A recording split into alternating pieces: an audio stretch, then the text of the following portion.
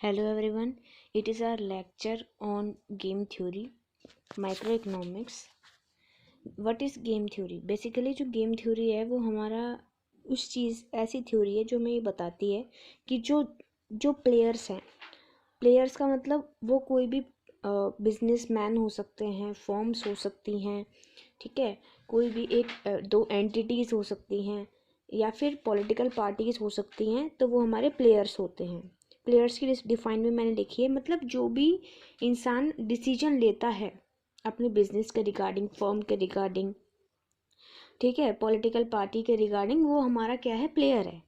तो game theory में तो ये थ्योरी बेसिकली ये बताती है कि जो प्लेयर्स है वो अपने चॉइसेस को कैसे ऑप्टिमाइज कर सकते हैं, जो भी उनके पास ऑप्शंस अवेलेबल हैं, जो भी उनके पास कोर्सेज ऑफ एक्शन अवेलेबल हैं, कोर्सेज ऑफ एक्शन का मतलब ऑप्शन अवेलेबल हैं, उनमें से कौन सी उनके लिए बेस्ट चॉइस है ताकि वो इस कॉम्पिटिटिव मार्केट में सर्वाइव कर सकें। ठीक, अपनी एक कॉम्पिटिटिव कंडीशन में वो कौन सा बेस्ट ऑप्शन चुने जिससे उनको इफ़ेक्ट ना पड़े, उनकी फर्म को, उनकी पॉलिटिकल पार्टी को, या फिर वो what ever the player is. ठीक, तो ये हमारी गेम थ्योरी है। तो बेसिकली गेम आप सभी को पता है, नॉर्मली एक डिफाइन जो हम जीतने के लिए खेलते हैं। ठीक, तो ये जो गेम थ्योरी है वो हमारा इन्वेंट की गई थी by mathematician John Nash and John von Neumann. ठीक, एंड इस गेम थ्योरी में ये ज़रूरी नहीं है कि दो ही प्लेयर हों, दो से ज़्यादा प्लेयर भी हो सकते हैं। और सबसे बड़ी बात कि गेम थ्योरी में एक स्ट्रैटेजी चाहिए होती है, उसको मतलब गेम आप अगर आप खेल रहे हैं तो उसके लिए आपको स्ट्रैटेजी चाहिए। तो strategy, what is strategy? Strategy का मतलब एक प्लान ऑफ एक्शन जिस पर आप चलो और अपने एम को अचीव करो। तो the plan of action which a player will take, जो स्टेप्स एक प्लेयर ले सकता है अपनी डिसीजन, अपनी चॉइस को ऑप्टिमाइज करने के लिए ताकि वो इस कंपटीशन में सरवाइव कर सके, टिक सके, तो वो हमारा स्ट्रैटेजी होती है। What is the equilibrium point? Equilibrium point का मतलब है जब दोनों ही प्लेयर्स या फिर दो से ज़्यादा प्लेयर अगर गेम में इन्वॉल्व हैं तो सारे प्लेयर्स अपना बेस्ट चॉइस रखते हैं, बेस्ट चॉइस पे वो होते हैं, बेस्ट चॉइस उसने चुना हुआ होता है। अब आता है ये जो सारी टर्म्स है ना, ये गेम थ्योरी के रिगार्डिंग बेसिक टर्म्स हैं जो पता होनी चाहिए। पे ऑफ्स क्या है? पे offs, it is the amount receive from arriving at a particular outcome after decision making. आप जो भी चीज़ रिसीव करते हैं अपना ऑप्टिमल डिसीजन लेने के बाद, तो वो आपका पे ऑफ होता है। अब गेम दो प्रकार के हम यहाँ पर पढ़ने वाले हैं, एक ज़ीरो सम गेम और एक नॉन ज़ीरो सम गेम। ज़ीरो सम का मतलब जहाँ पर एक का लॉस दूसरे का प्रॉफिट हो, यानी कि एक स्टेबिलिटी आ गई कि एक का अगर लॉस हो रहा है तो वो दूसरे का प्रॉफिट है। बट अगर नॉन ज़ीरो गेम है, नॉन ज़ीरो सम गेम का मतलब अगर आपका प्रॉफिट है तो उसमें कोई दूसरा इन्वॉल्व नहीं है, वो आपका ही प्रॉफिट है। अगर आपका लॉस है तो उसमें किसी दूसरे का इन्वॉल्वमेंट नहीं है, वो आपका ही है। अब आते हैं assumptions of game theory. Game theory कुछ एजम्पशंस पे चलती है कि आपके जो नंबर ऑफ प्लेयर्स हैं वो फाइनाइट होंगे।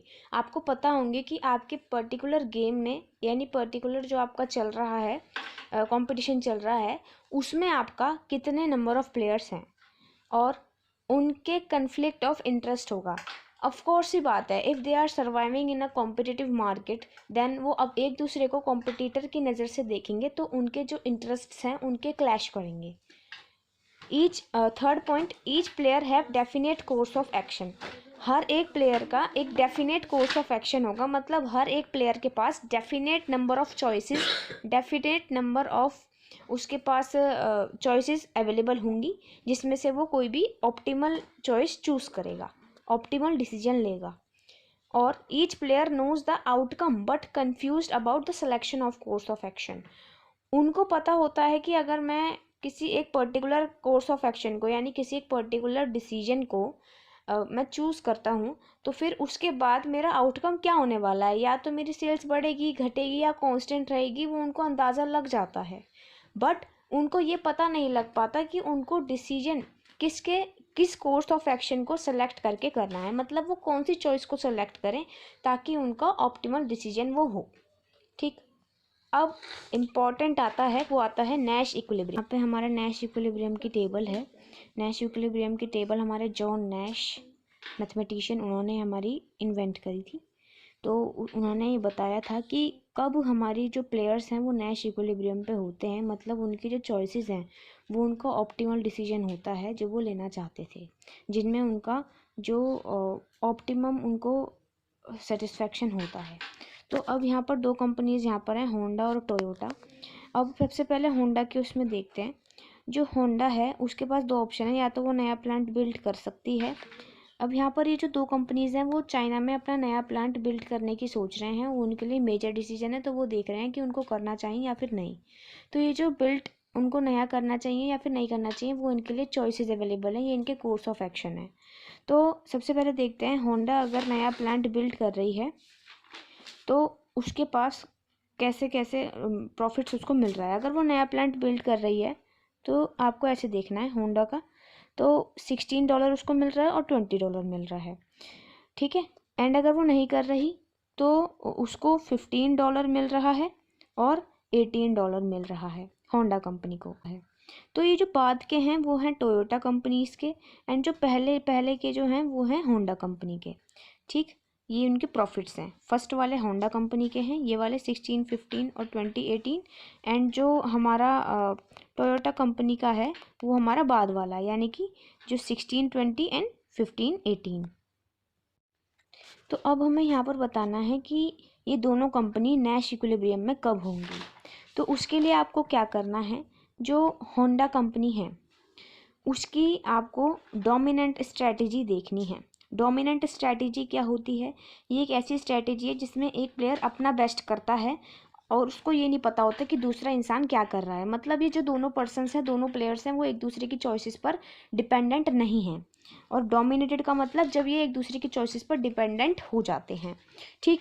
जैसे अब होंडा कंपनी है, होंडा कंपनी हमें फर्स्ट देखना है, तो हम ऐसे देखेंगे।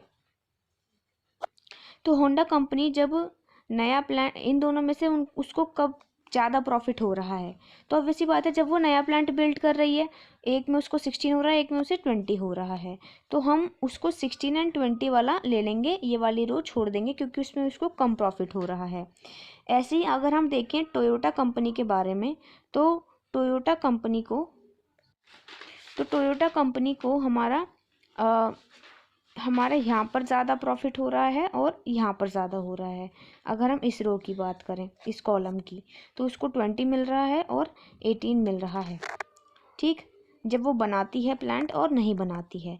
तो अब आपको इसमें क्या देखना है, देखो अब आपको पता लग गया होंडा कंपनी जो है वो जब नया प्लांट बिल्ड करती है तो उसकी जो डोमिनेंट स्ट्रेटजी है ना, यानी कि जो ज़्यादा प्रॉफिट्स हैं वो उसको फर्स्ट रो में मिल रहे हैं।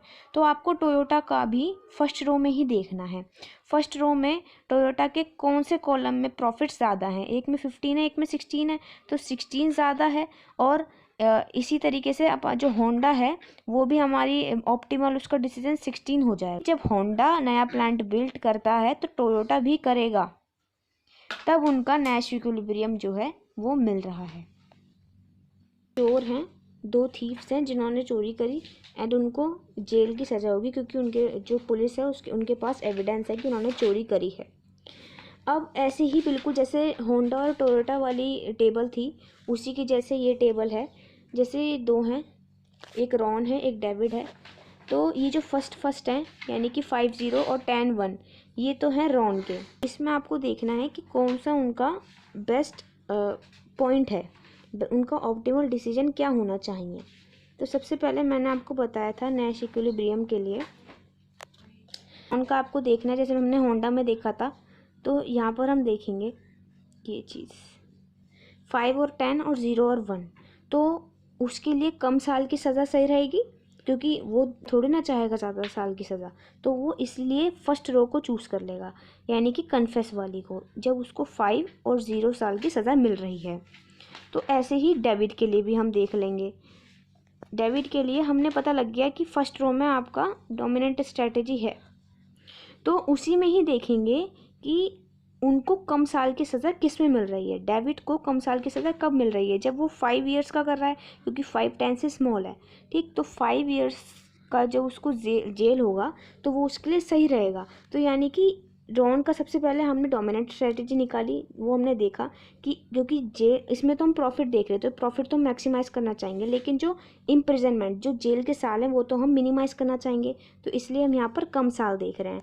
तो हमने इसमें क्या पाया कि जो रॉन है वो उसका जो डोमिनेंट स्ट्रेटेजी है वो फर्स्ट रो में लाई कर रही है, क्योंकि वो 5 और 0, ये 5 10 से छोटा है और 0 1 से छोटा है, इसलिए हमने फर्स्ट रो में आपका डोमिनेंट स्ट्रेटेजी निकाली। अब इसमें फर्स्ट रो में ही देखेंगे, सेकंड रो को इग्नोर करके देखेंगे।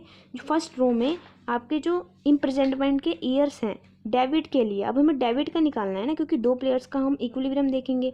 हमने एक का तो निकाल लिया रॉन का, जो हमें फर्स्ट रो में मिल गया, लेकिन अब डेबिट का देखेंगे तो कॉमन आएगा, तो उसके लिए 5 ईयर्स, क्योंकि 10 ईयर्स की सज़ा वो नहीं चाहता, वो तो 5 ईयर्स की को उसको वो झेल लेगा। तो उसके लिए जो इक्विलिब्रियम पॉइंट होगा इन दोनों के लिए वो होगा 5-5, यानी कि जब रॉन भी कन्फेस करेगा और डेविड भी कन्फेस करेगा। तो ये था हमारा हमें नैश इक्विलिब्रियम और प्रिजनर्स डिलेमा कि हमको कैसे निकालना चाहिए नैश इक्विलिब्रियम। हमने होंडा वाले में भी निकाला और हमने प्रिजनर्स डिलेमा वाले में भी निकाल लिया कि जब दोनों कन्फेस करेंगे तो उनको 5-5 साल की जेल की सज़ा होगी। तो वही डोमिनेंट एंड डोमिनेटेड स्ट्रेटेजी मैंने आपको बता दी कि जब दो प्लेयर्स आपस में डिपेंडेंट होंगे तो बाकी डोमिनेटेड स्ट्रेटेजी होगी, और जब एक दूसरे पे डिपेंडेंट नहीं होंगे तो वो आपका डोमिनेंट स्ट्रेटेजी होगी।